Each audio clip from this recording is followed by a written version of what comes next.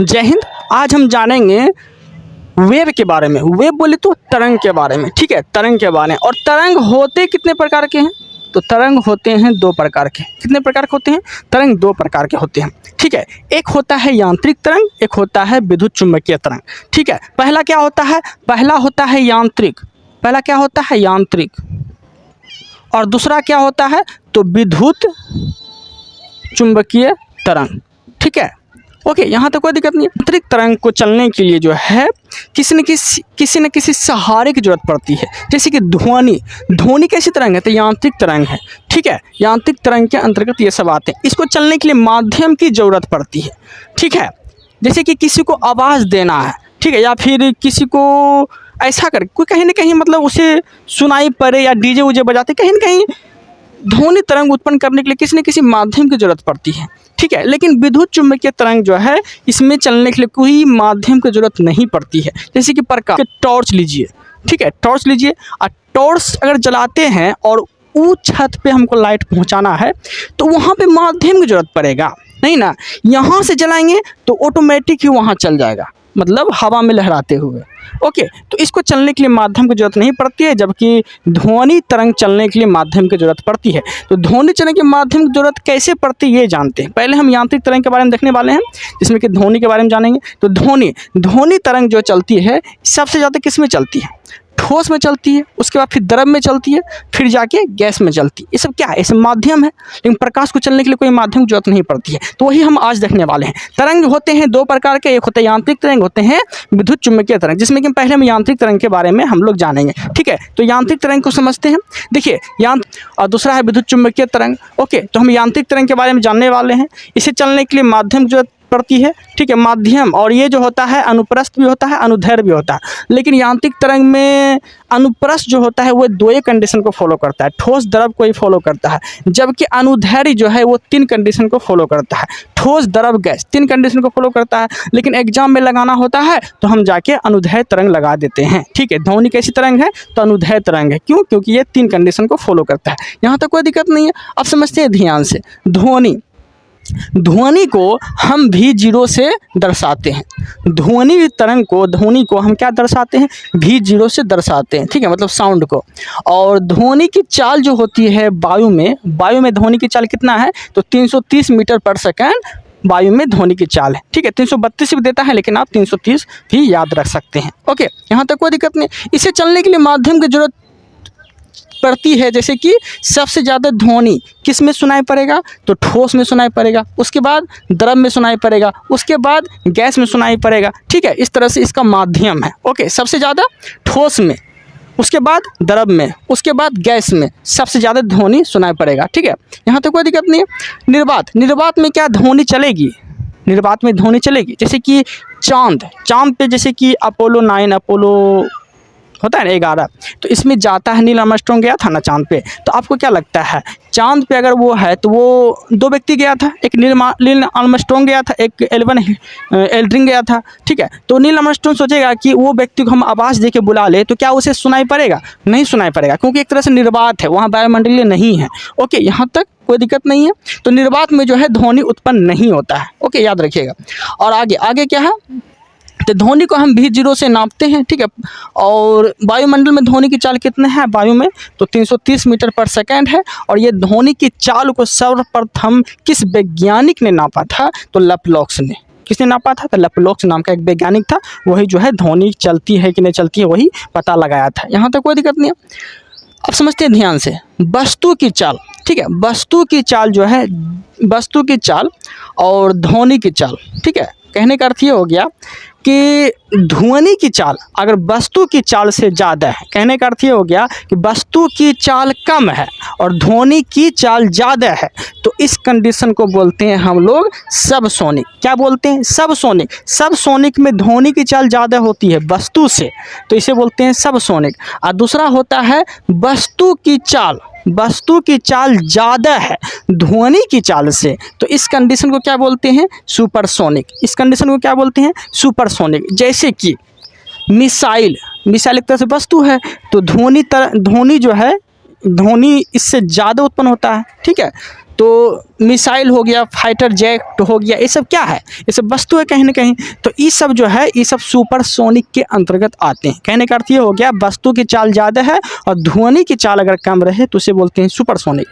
और कहने का अर्थ ये एक और हो गया कि वस्तु की चाल ध्वनि की चाल से 5 गुना ज़्यादा है, तो इस कंडीशन को बोलते हैं हाइपरसोनिक। क्या बोलते हैं, हाइपरसोनिक बोलते हैं। ठीक है, ये बात याद रखिएगा, हाइपरसोनिक बोलते हैं, यहाँ तक कोई दिक्कत नहीं है।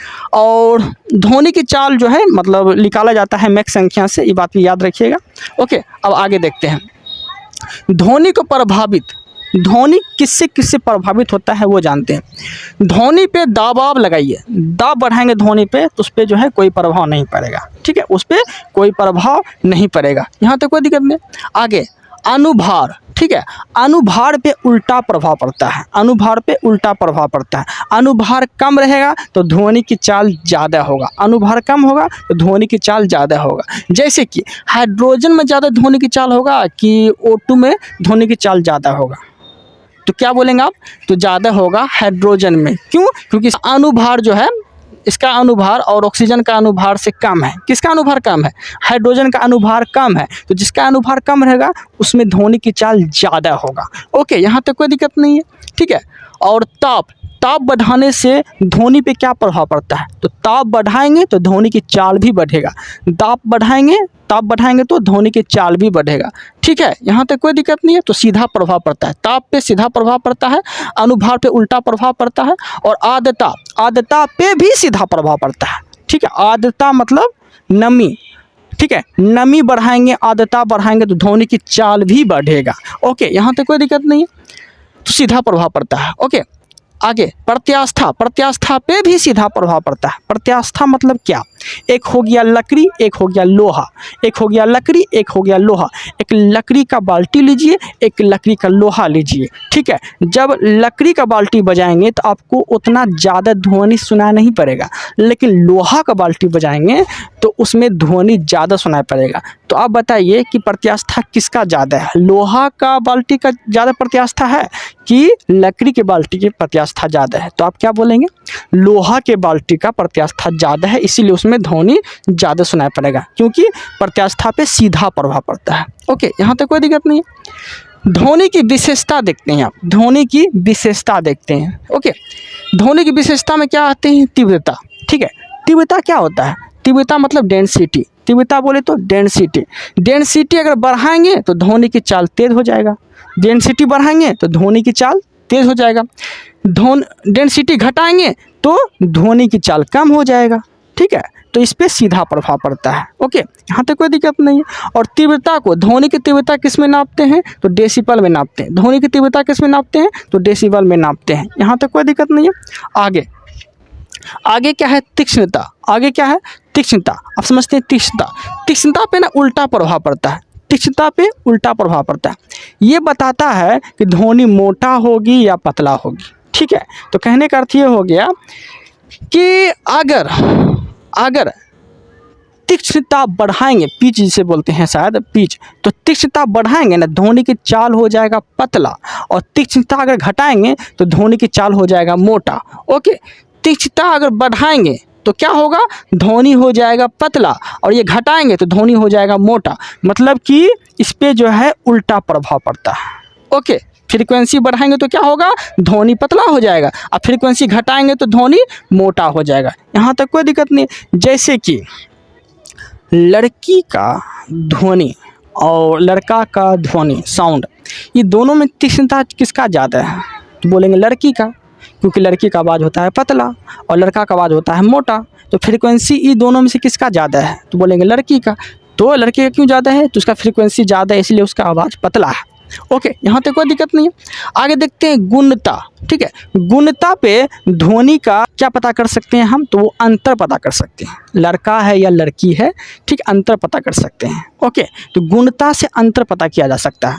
जैसे कि कोई लड़का या कोई लड़की, ओके, गर्लफ्रेंड से बतिया रही है, ओके, जिसका वो है बतिया रही है या बतिया रहा है। ठीक है, तो कभी कभी क्या होता है कि उसके पापा फ़ोन उठा लेते हैं या उसकी सिस्टर फ़ोन उठा लेती है, तो कैसे पता कर लेते हैं कि नहीं वो मेरी वाली का आवाज़ नहीं है, किसी और का आवाज़ है। ओके है ना, मतलब पता कर लेते हैं। कैसे? तो अंतर से, गुण से पता कर लेते हैं। तो गुणता का मतलब समझ में आ गया, ठीक है। गुणता से हम लोग अंतर पता कर सकते हैं, यहाँ तक कोई दिक्कत नहीं है।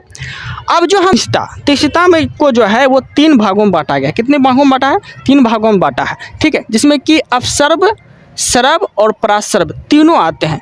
अपसर्ब मतलब इसका जो आवृत्ति होती है ये होती है 20 हर्ट्ज से कम। 20 हर्ट्ज से जिसकी आवृत्ति कम होती है उसे रखा गया है अपसर्ब में, ओके।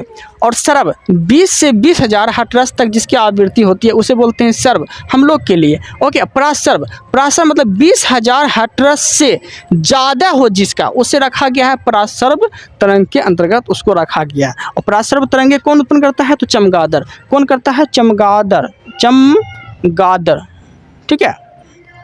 यहाँ तक कोई दिक्कत नहीं। तो ये हम देखिए यांत्रिक तरंग के बारे में। और अब जो हम देखने वाले हैं वो देखने वाले हैं विद्युत चुम्बकीय तरंग के बारे में, ठीक है।